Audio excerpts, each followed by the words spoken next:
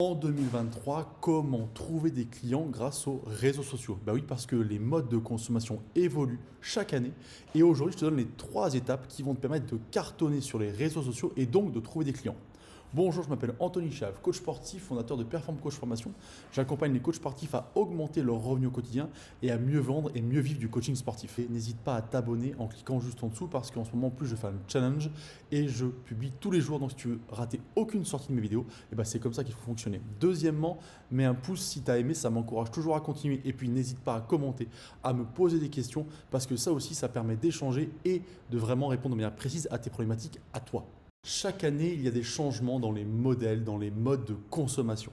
Et ce que je t'apporte aujourd'hui dans cette vidéo, c'est de comprendre comment se comportent les utilisateurs de réseaux sociaux afin de pouvoir les attirer, de pouvoir les fidéliser et surtout de pouvoir les transformer en clients. On aura également dans cette vidéo plein de conseils pour réussir tes publications et tes vidéos justement et savoir notamment quel titre tu peux utiliser pour varier ta communication et varier ton impact auprès de ton public. Ne rate pas le bonus à la fin de la vidéo. C'est une question qu'on me pose très souvent. On me dit mais qu'est-ce que je dois publier ou pas dans mon contenu gratuit? En gros, qu'est-ce que je dois dire et qu'est-ce que je dois garder pour moi? Et ben, je te réponds à la fin de la vidéo. Donc si tu veux la réponse tout de suite, va directement à la fin de la vidéo.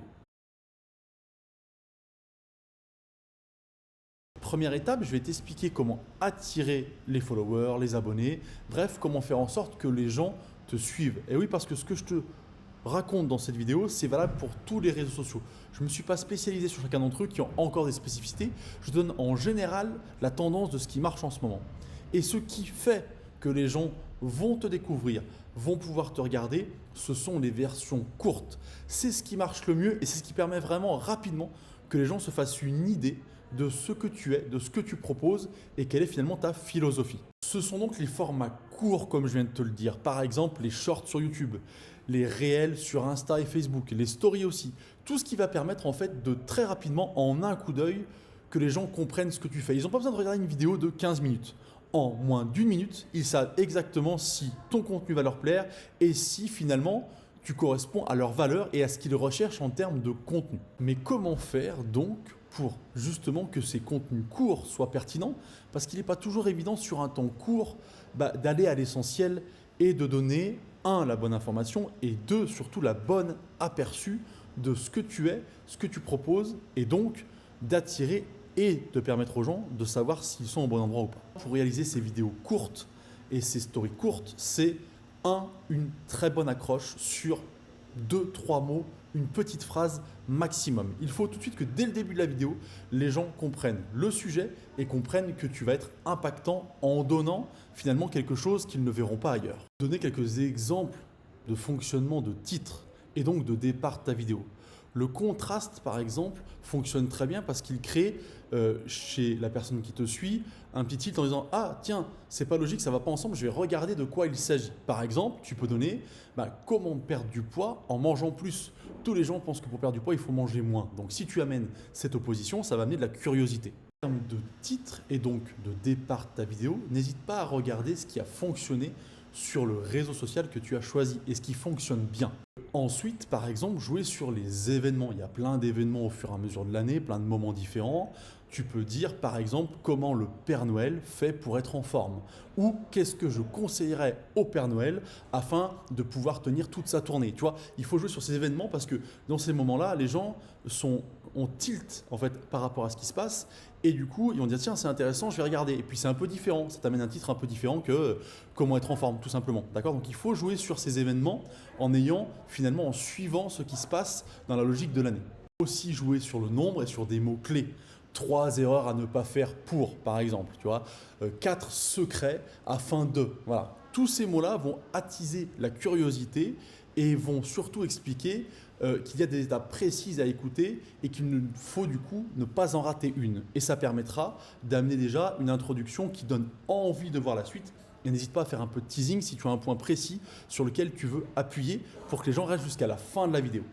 Par exemple, sur YouTube, tu vas regarder ce qui sort le plus et ce qui est le plus demandé. Comme ça, tu vas pouvoir, dès ton introduction, avoir un sujet qui va être pertinent. L'autre possibilité, c'est aussi de sortir du cadre et d'avoir une introduction qui donne une information complètement opposé à ce qui est donné d'habitude. C'est pour ça que je te dis souvent dans les vidéos que c'est bien d'avoir un avis différent, un avis tranché, parce que tu vas tout de suite attirer les personnes qui te ressemblent et qui vont comprendre qu'elles sont au bon endroit. Je te précise que ce point d'introduction des vidéos courtes, d'accord, c'est finalement le point le plus important. Parce que c'est un peu le même principe que quand tu es coach sportif, que tu es un très bon coach sur le terrain, mais que tu ne sais pas vendre et du coup, tu n'obtiens pas de clients. Bah là, c'est pareil. Ton contenu derrière, il peut être superbe, magnifique, très clair, apporter plein de choses. Si ton introduction est finalement ce qu'on appelle le pattern interrupt, c'est un peu savant, mais c'est juste le fait d'avoir un effet choc comme ça au départ, qui donne envie de voir la suite, bah, s'il n'est pas là, bah, les gens ne vont pas regarder la suite. Si ton titre n'est pas attractif, même si je sais que des fois ça peut te saouler de voir des titres qui sont un peu racoleurs, bah, s'il n'est pas attractif, les gens ne vont pas avoir envie de regarder. Et s'ils n'ont pas envie de regarder, bah, ils ne connaîtront pas ton contenu. Tu as compris le principe. Ce point-là, c'est le point le plus important. Le début de tes vidéos courtes, c'est finalement le début de tout le chemin qui va te permettre de trouver des clients. Ensuite, il faut que tu ailles à l'essentiel sur la partie centrale de ta vidéo. Parce qu'encore une fois, elle est courte. Si tu enlèves la conclusion et l'introduction, il reste encore moins de temps. Donc le but, c'est finalement comme si tu annonçais un sommaire d'une vidéo longue. Tu vois, tu vas annoncer le sommaire en donnant un ou deux détails et pas plus. Parce qu'après, sinon, tu vas t'y perdre et tu n'arriveras pas à faire des vidéos généralement qui vont durer moins d'une minute. Le troisième point, c'est de finir ta vidéo en demandant aux gens qui ont vu la vidéo jusqu'au bout, donc qui ont été intéressés par tout le contenu, parce qu'il ne faut surtout pas imaginer que tout le monde regarde la minute entière ou les 3 minutes de ta version courte. D'accord, il y a des gens qui vont regarder le début, s'arrêter, et c'est pas grave, ça ne veut pas dire que c'est nul, ça veut dire que ça les intéresse moins, qu'ils n'ont pas le temps, que c'était pas le moment, ils ont été interrompus. Bref, ne le prends pas forcément pour toi. Et ce que je veux dire, c'est que ceux qui sont allés jusqu'au bout, c'est que c'est ceux qui ont adhéré à ce que tu as dit et à ce que tu as expliqué. Donc, ils sont susceptibles vraiment d'aimer tout ton contenu. Donc à la fin de ta vidéo, il faut que tu leur demandes de s'abonner.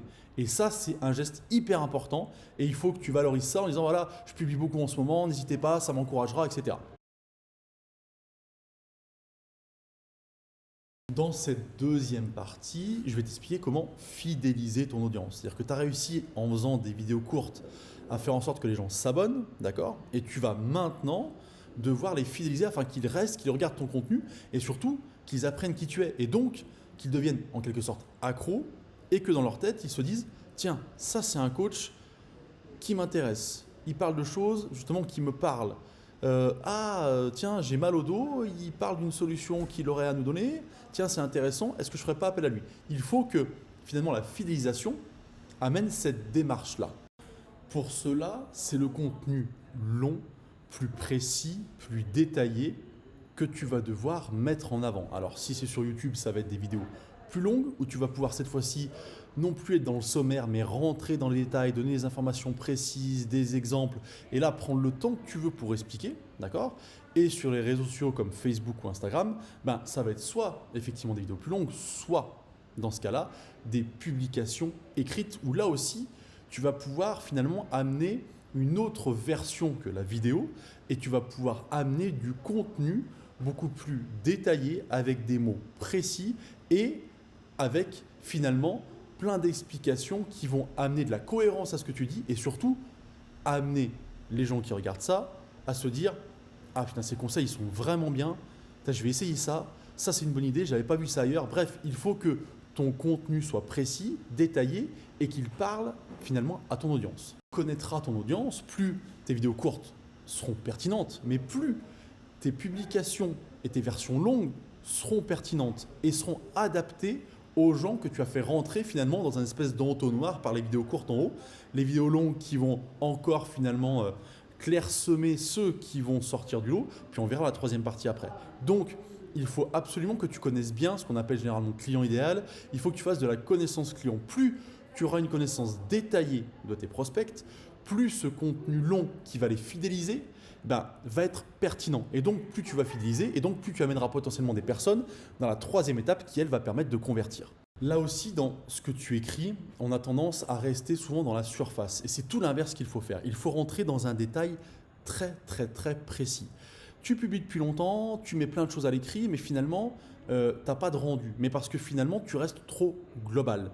Tu ne vas pas rentrer dans le détail précis de ce que sont les sensations de tes clients.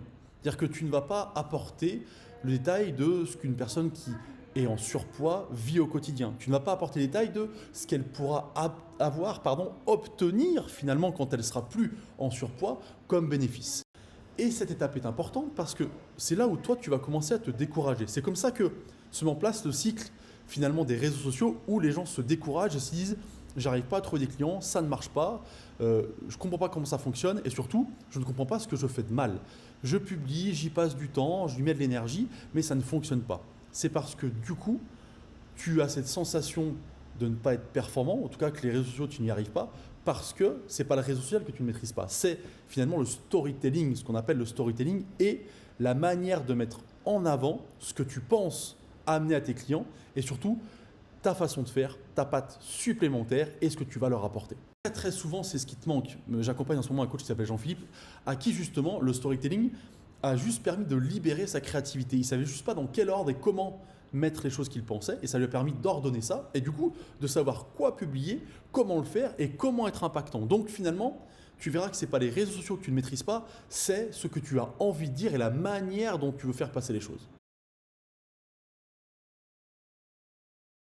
Troisième étape, je vais te permettre de faire passer justement les gens qui te suivent à l'action, c'est-à-dire de devenir des clients, ou en tout cas de te contacter.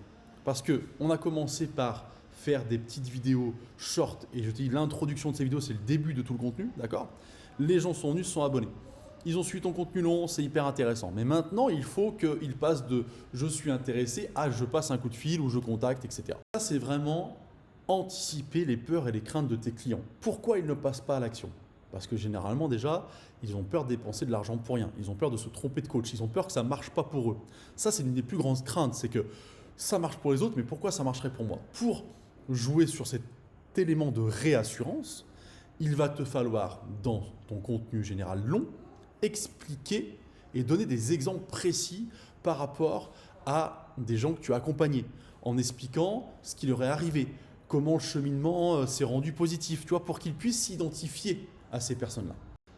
J'ai une coach que j'accompagne qui s'appelle Elodie, qui elle avait justement du mal au départ à fonctionner sur sa communication là-dessus, parce qu'elle n'avait pas trop de clients, elle démarrait, enfin de clientes, parce qu'elle était spécialisée dans le pré- et post-natal, et du coup, elle avait du mal à donner de la valeur et du coup de la réassurance, d'accord? Mais les éléments de réassurance ne sont pas forcément que dans le témoignage. C'est un élément important. Si tu as des témoignages de gens qui ont suivi tes préceptes, tes méthodes, que ça a fonctionné, bien sûr que c'est l'élément de réassurance parfait. D'accord? Mais si tu n'en as pas au départ, comment tu fais? Eh ben, elle, si tu veux, il s'est trouvé quelque chose qu'elle n'avait pas percuté. C'est qu'elle aussi, elle avait été enceinte et elle avait eu un enfant. Donc forcément, l'élément de réassurance, c'est voilà, moi quand j'étais enceinte, voilà ce que j'ai fait, voilà comment j'ai fonctionné, voilà comment j'ai continué à faire du sport quand j'étais enceinte, etc. Et finalement, c'était son meilleur élément de réassurance, c'était elle-même. Donc tu as toujours moyen de trouver des éléments de réassurance parce qu'en fait, ton vécu aussi va jouer beaucoup dans ce que tu proposes. Et il faut que tu joues sur l'accompagnement individuel. Tu vois, moi, quand j'accompagne des coachs, c'est un accompagnement individuel avec les problématiques spécifiques. Donc, comme toi avec tes clients, comme c'est un accompagnement individuel, on va pouvoir aller cibler chacune des problématiques. Donc, répondre finalement à tous les besoins. Et même si les gens sont différents, on va pouvoir y répondre. Tu as souvent des gens qui viennent en disant « Oui, alors moi, il s'est passé ça, c'est un peu différent, est-ce que vous savez traiter ça ?» Tu vois? Et il faut dans ce cas-là les assurer en disant « Bah oui, bien sûr que je sais traiter ça. J'ai déjà vécu telle ou telle chose. » Ou alors, c'est mon job de m'adapter. Tu vois? Et c'est exactement tous ces éléments de réassurance que tu dois mettre en place pour faire passer les gens à l'action. Surtout, pour faire passer à l'action, on ne joue pas sur le tarif. On ne joue pas sur le tarif, on garde son tarif et c'est notre enchaînement d'actions qui va permettre derrière d'avoir un tarif assumé et de vendre à chaque fois. Si tu veux savoir comment vendre tes prestations, parce que ce n'est pas le sujet de la vidéo ici, je t'invite à cliquer sur un lien qui est juste au-dessus, je te mets une vidéo spécifique qui te permettra de comprendre comment on met une valeur perçue en avant pour mieux vendre ses prestations et assumer complètement son tarif. Et oui, on arrive comme prévu au bonus. Parce que comme à chaque fois, j'accompagne un coach tout le temps, il y a la même question qui arrive, c'est qu'est-ce que je dis, qu'est-ce que je dis pas, parce que si j'en dis trop, les gens ne viendront pas, etc. Je t'arrête tout de suite. En gratuit, tu n'en donneras jamais assez. Pourquoi? Premièrement, parce que ce qui compte le plus, c'est que les gens se disent ce coach-là, il est pertinent, il sait de quoi il parle. Donc plus tu vas donner de conseils, plus tu vas être capable de vraiment avoir cette étiquette-là. C'est le premier point. Le second point, c'est qu'il faut arrêter d'imaginer que les gens regardent tous tes contenus, tout ce que tu proposes, prennent des notes sur tout, pardon, et passent à l'action sur chaque chose. Bah oui. Parce que dans ce cas-là, effectivement, ça ne servait à rien. Et non, les gens, ils voient une vidéo, deux, par-ci, par-là, ils voient des brides, ils prennent ce qui les intéresse. Et combien d'entre eux passent à l'action vraiment? Très, très peu. Et ce n'est pas eux que tu vas t'adresser. Parce que ceux qui sont capables de passer à l'action tout seuls, ils passeront à l'action tout seuls. Par contre, tous les autres qui ont noté dans un coin, ils disent ah oui, c'est vrai, il a dit ça, tiens, pour perdre du poids, il faut que je fasse ça. Mais qui l'oublient derrière et qui ne passent pas à l'action, donc qui n'ont pas de résultat, et bien du coup, ceux-là, ils sont intéressants.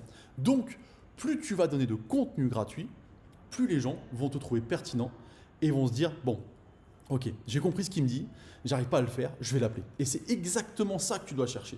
Donc ton contenu gratuit, il doit contenir toute ta connaissance et toute ta science, j'allais dire quelque part. On arrive à la fin de cette vidéo. J'espère qu'elle t'a servi, parce que qu'elle t'ait plu finalement, bon ça m'intéresse moins, mais qu'elle te serve surtout, que ce que je te donne comme conseil à l'intérieur te soit utile au quotidien. N'hésite pas à commenter cette vidéo, j'aime bien avoir des retours et je trouve que j'en ai pas assez sur ce que je propose, c'est bien, c'est pas bien, c'est suffisant, c'est pas suffisant, ça t'a parlé, ça t'a servi, etc. Si tu as la moindre question, n'hésite pas à la poser en commentaire. Ensuite, si ce que je te dis t'intéresse, si mon contenu te plaît et si tu as des problématiques que tu veux régler individuellement, tu dis tiens, j'avance pas dans le business mais je sais pas pourquoi, ben, profite du suivi individuel que je propose, le lien est juste en dessous. Sinon, moi je te souhaite une bonne journée et je te dis à bientôt.